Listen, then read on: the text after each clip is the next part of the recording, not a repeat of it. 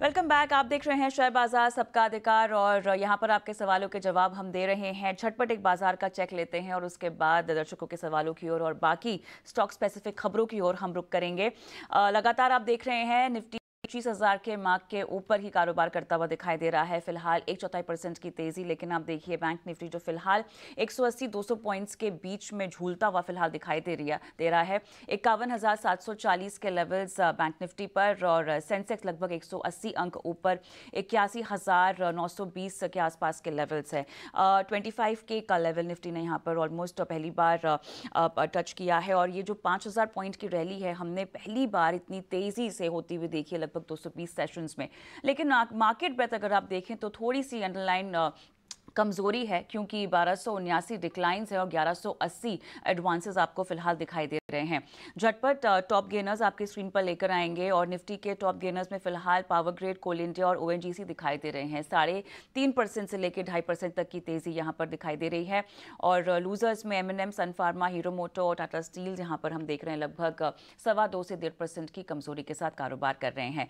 दर्शकों के रहे हैं क्यूआर कोड के जरिए, लेकिन हमारे जो एक सहयोगी हैं वो जुड़ गए हैं कुछ खबरें लेकर। तो जैसे कि 25,000 के पार निफ्टी पहली बार जा रहा है, 82,000 के पार हमने देखा सेंसेक्स को जाता हुआ। लेकिन अब जो बड़ी तेजी हमें फिलहाल दिखाई दे रही है, जो ये मोमेंटम ऊपर जाता हुआ दिखाई दे रहा है, इसके पीछे क्या वजह है और निफ्टी का 25,000 का जो सफ़र है वो कितना दमदार रहा है और कितने सेशंस में कितना आंकड़ा पार किया है। शरद दुबे पूरी एनालिसिस लेकर हमारे साथ मौजूद हैं। बताएं शरद, क्या रिसर्च कहती है आपकी?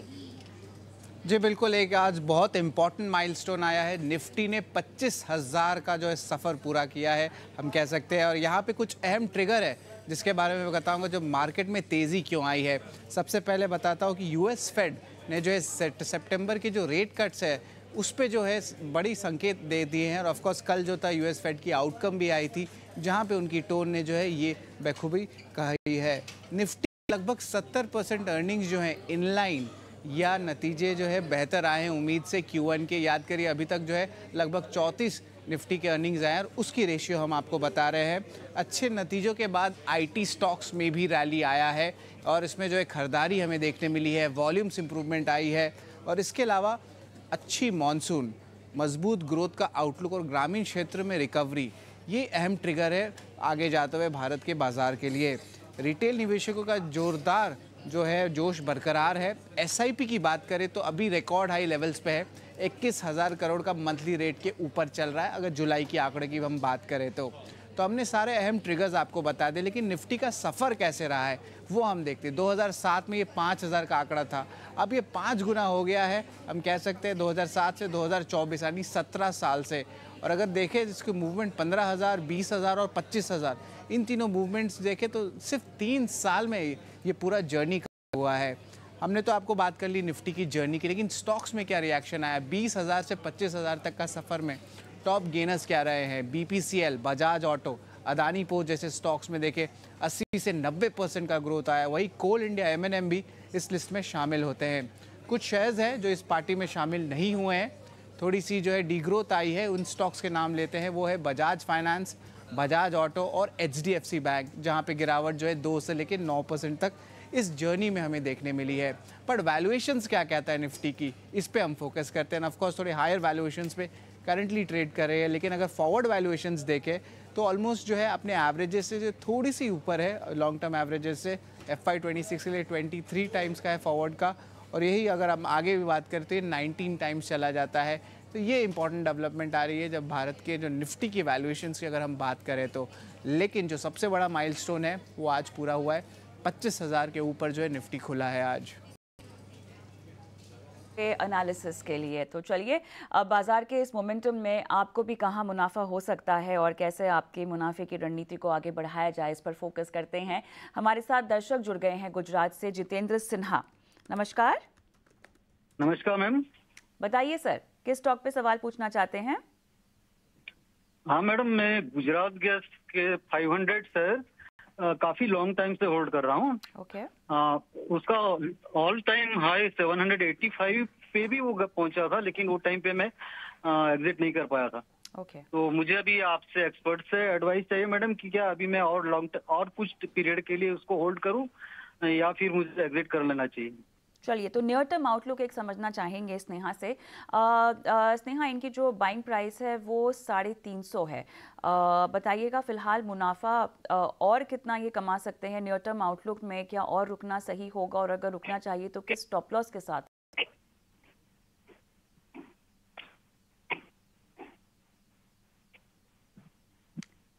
अविनाश, आपको मेरी आवाज आ रही है?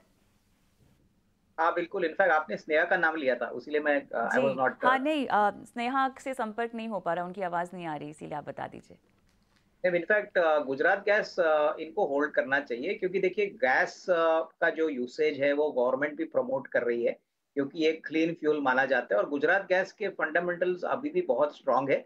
मुझे लग रहा है कि अगर इनका नजरिया 6 to 12 मंथ्स का है तो डेफिनेटली ये जो कह रहे थे कि ये ऑल टाइम हाई जाके थोड़ा सा करेक्ट हो चुका है, तो definitely FY25 should be lot better than previous year. तो यहाँ पे होल्ड करे।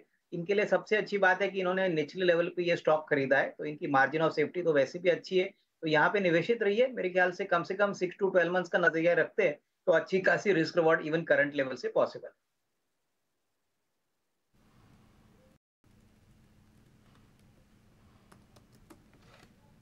की राय आपको दी जा रही है, वैसे भी आप मुनाफे में हैं और सरकार का फोकस भी है सिटी गैस डिस्ट्रीब्यूशन कंपनी की तरफ, तो गुजरात गैस अच्छा बेट लग रहा है और बनी रही है स्टॉक में।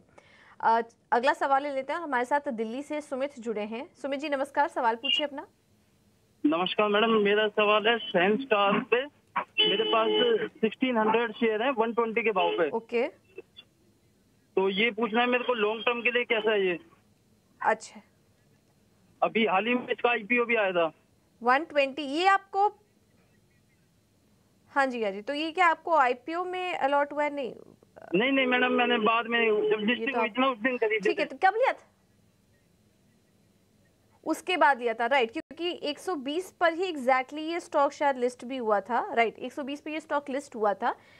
इशू प्राइस इसका 95 के आसपास था, तो थोड़ा अपने लेवल पर ले लिया है यहाँ पर ये स्टॉक को। सनस्टार इस वक्त अगर हम देखें मौजूदा भाव करीब 165 रुपये के, 116 के आसपास ये स्टॉक इस वक्त कारोबार कर रहा है। अविनाश जी, हाल फिलहाल की ही लिस्टिंग है, सनस्टार कंपनी कैसी लग रही है आपको, और इन्हें बने रहने की राय देंगे स्टॉक में? नहीं बिल्कुल, देखिए ये तो अभी इन्होंने खरीदा है, लिस्टिंग को हार्डली 1 महीना भी नहीं हो चुका है। कंपनी बहुत ही बेहतरीन है। देखिए ये कंपनी कॉर्न प्रोसेसिंग करती है और वैल्यू एडेड प्रोडक्ट्स बनाती है जो फूड सेक्टर के लिए, फार्मास्यूटिकल सेक्टर के लिए यूज किया जाता है। तो मेरे ख्याल से देखिए नजरिया थोड़ा सा लंबा रखिए, कम से कम 6 to 12 मंथ्स रखिए। मुझे लगता है कि अगर ये 6-12 महीने का व्यू लेके काम करते हैं तो मुझे लगता है कि एक अच्छा खासा मुनाफा इनको पॉसिबली मिलेगा, क्योंकि ऑब्वियसली जो सितंबर क्वार्टर के रिजल्ट्स आएंगे, उसके बाद मैनेजमेंट कमेंट्री आएगी, उससे काफी मार्केट को अंदाजा होगा कि इनकी अर्निंग्स पोटेंशियल क्या है। पिछले साल इन्होंने करीबन 1000 करोड़ पे 60 करोड़ का प्रॉफिट किया था, तो प्रॉफिटेबिलिटी अच्छी खासी है और आने वाले साल के लिए भी इंप्रूव होगी। तो होल्ड करने की राय रहेगी, यहाँ पे टाइम थोड़ा स्पेंड करना जरूरी। तो ये है नजरिया आपके स्टॉक पर आता हुआ। चलिए, अब समय समाप्त हो गया है, इसलिए अपने सभी एक्सपर्ट से हमको विदा लेना होगा। अविनाश जी, जाते जाते अपना डिस्क्लोजर दे दें। प्रशांत, जो भी स्टॉक्स हमने आज आपके शो पे बताई है, जो भी स्टॉक्स हमारे क्लाइंट्स को हमने रेकमेंड किए होंगे, बट पर्सनली मेरी कोई होल्डिंग नहीं। बहुत बहुत शुक्रिया अविनाश जी, जुड़ने के लिए, हमारे निवेशकों का मार्गदर्शन करने के लिए, बाजार पर बेहतर रणनीति बताने के लिए। फिलहाल मुझे, मेरी सहयोगी पूजा त्रिपाठी और कविता थपलियाल, हम सभी को इजाजत दीजिए।